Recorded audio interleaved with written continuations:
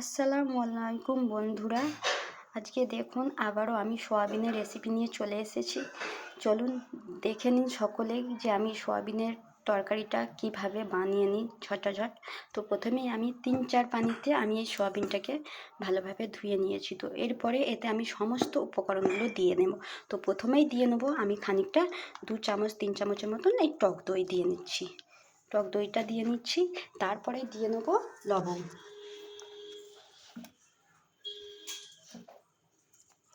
তো পরিমাণ মতন সকলে যে যার মতো লবণ দিয়ে নেবে।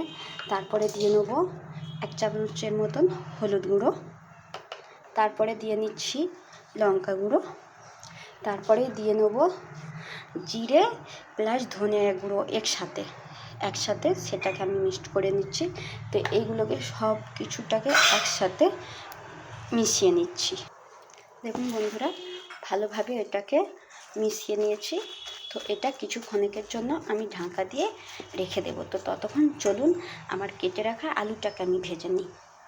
দেখুন বন্ধুরা গ্যাসের মধ্যে আমি কড়াই বসিয়ে দিয়েছি। এতে পরিমাণ মতন তেল দিয়ে নেব।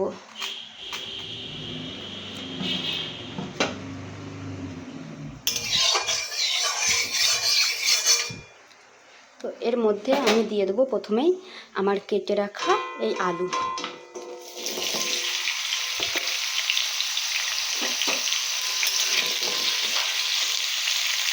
এর মধ্যেই দিয়ে দেবো নুন, লঙ্কা গুঁড়ো, হলুদ গুঁড়ো।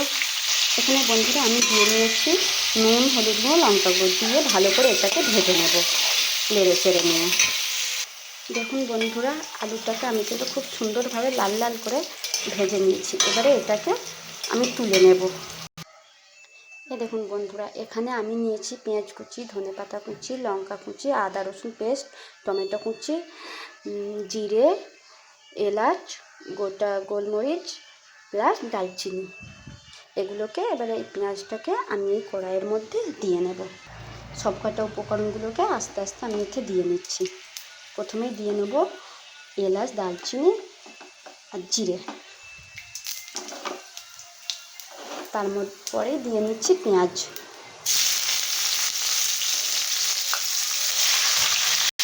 দেখুন পেঁয়াজটাকে দিয়ে নিয়েছি। এটাকে 1 মিনিটের মতন ভেজে নিয়েছি। এবারে এর মধ্যে দিয়ে দেব যে মিক্স করা যে সোয়াবিনটা সেটা দিয়ে। দেখুন এই সেই সোয়াবিন মিক্সড করে রেখেছি। এটাকে এবারে কড়াইয়ের মধ্যে দিয়ে নিচ্ছি। চলুন দেখুন বন্ধুরা এটাকে আমি কড়াইয়ের মধ্যে নিয়ে নিয়েছি। এবারে ভালো করে এটাকে নেড়ে চেড়ে সুন্দরভাবে এটাকে কয়েক মিনিট ভেজে নেব। চলুন দেখে নেওয়া যাক কীভাবে আমি আলতো আঁচে হালকা আঁচে আমি ভেজে নিচ্ছি। দেখুন বন্ধুরা খুব সুন্দরভাবে ভেজে নিচ্ছি। ঠিক এরকমভাবে অল্প আঁচে হালকা আঁচে মিডিয়াম টু লো ফ্লেমে রেখে তো আপনারা ভেজে নেন। খুব জোরেও দেবেন না আর একদম আস্তেও দিতে হবে না। সোয়াবিন থেকে ঠিক আস্তে আস্তে এরকমভাবে নেড়ে ছেড়ে লাল লাল করে আমি ভেজে তুলে নেব। দেখে নিন বন্ধুরা কীভাবে করছি। বন্ধুরা এই প্রসেসে আমি যেভাবে রান্না করছি ঠিক এরকমভাবে আপনারাও যদি বাড়িতে বানিয়ে এরকমভাবে খেয়ে দেখেন তো দারুণ খেতে টেস্টি হয়। একবার অতি অবশ্যই বাড়িতে বানিয়ে খেয়ে দেখবেন বন্ধুরা, খুব ভালো লাগবে খেতে। কিন্তু মাছ মাংসের থেকেও এসব এই সোয়াবিন রান্না মাংসতেও টপকে চলে যাবে। দেখবেন খেয়ে দেখবে বন্ধুরা, একবার হলেও ট্রাই করবেন বাড়িতে। আমার কিন্তু বন্ধুরা সোয়াবিনটা ভাজা হয়ে গেছে। এবারে এটাকে আমি একটা জায়গায় তুলে নেব। বন্ধুরা এর মধ্যে এবারে আমি কেটে রাখা টুকরো করে যে টমেটো এটা দিয়ে নেব।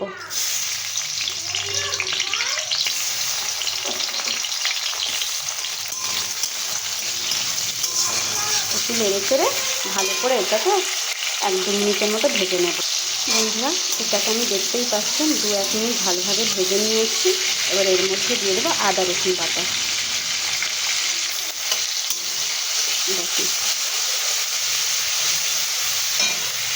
দেখুন বন্ধুরা এটাকে ভালোভাবে আমি ভেজে নিয়েছি। এবারে সমস্ত রকমের উপকরণগুলো দিয়ে নেব।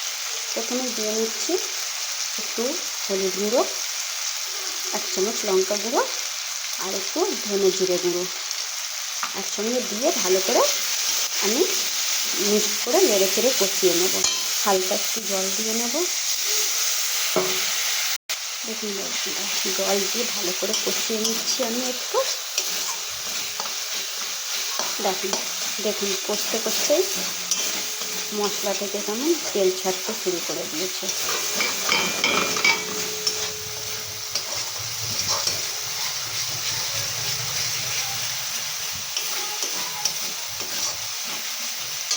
এর মধ্যে দিয়ে দেবো কেটে রাখা কাঁচা লঙ্কা কুচি। দেখুন বন্ধুরা কীভাবে মশলা থেকে তেল ছাড়তে শুরু করে দিয়েছে। দেখুন এবারে এতে দিয়ে দেবো ভেজে রাখা সয়াবিনটা। দেখুন সয়াবিনটা ঢেলে নিলাম। এবার এইটাকে ভালোভাবে কষিয়ে নেব সুন্দরভাবে। দেখুন বন্ধুরা এটা কষে নিচ্ছি। এবার এতে আর একটু জল দিয়ে কষে নেব। তার সাথে সাথে আমি সয়াবিনে তো আগেই লবণ দিয়েছিলাম, কিন্তু টমেটো কষার সময় লবণটা দেওয়া হয়নি। তো আমি এখন পরিমাণ মতন লবণ দিয়ে নিচ্ছি। দেখুন ভালোভাবে এটাকে কষে নিতে হবে। কষিয়ে নিচ্ছি সুন্দরভাবে। এর সাথে বন্ধুরা আরও আলু যে আমি ভেজে রেখে তুলে রেখেছিলাম, ভাজা যে আলুটা তুলে রেখেছিলাম এতে সেটা দিয়ে নেব। দেখুন আলুটাকে দিয়ে আবারও বেশ কয়েক মিনিট আমি সুন্দরভাবে কষে নেব। তো কষার কাছেই সব কিছু, তো একটু ভালো করে ধৈর্য সহকারে আপনারা একটু তরকারিটাকে কষে নেবেন। দেখবেন যত কষবেন তত টেস্ট কিন্তু এর মধ্যেই আসবে, এই কষার মধ্যেই বন্ধুরা। দেখুন বন্ধুরা এটা কিন্তু খুব সুন্দরভাবে কিন্তু দেখুন কষা হয়ে গিয়েছে। এবার এতে আমি পরিমাণ মতন জল দিয়ে কয়েক মিনিট রান্না করে নেব।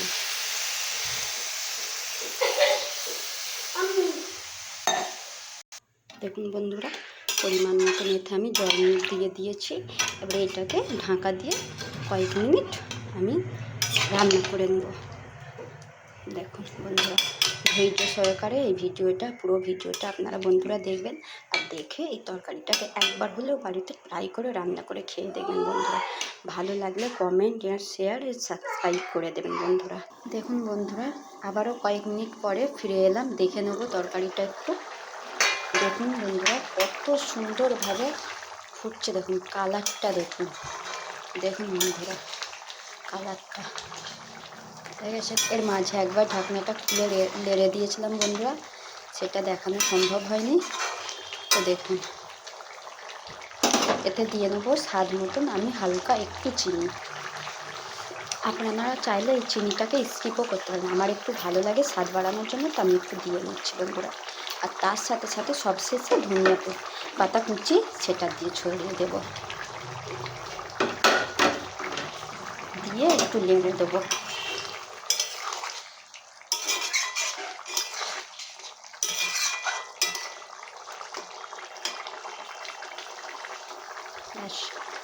আমার সয়াবিনের তরকারি সুস্বাদু তরকারি বানানো কমপ্লিট। তো বন্ধুরা আপনারাও একটু বানিয়ে দেখবেন, খেয়ে দেখবেন, ভালো লাগলে শেয়ার কমেন্ট সাবস্ক্রাইব করে দেবেন।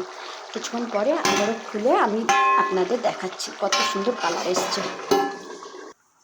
দেখুন বন্ধুরা এবারে আমি আপনাদের খুলে একটু দেখাচ্ছি কালারটা। দেখুন কত সুন্দর লোভনীয় কালার।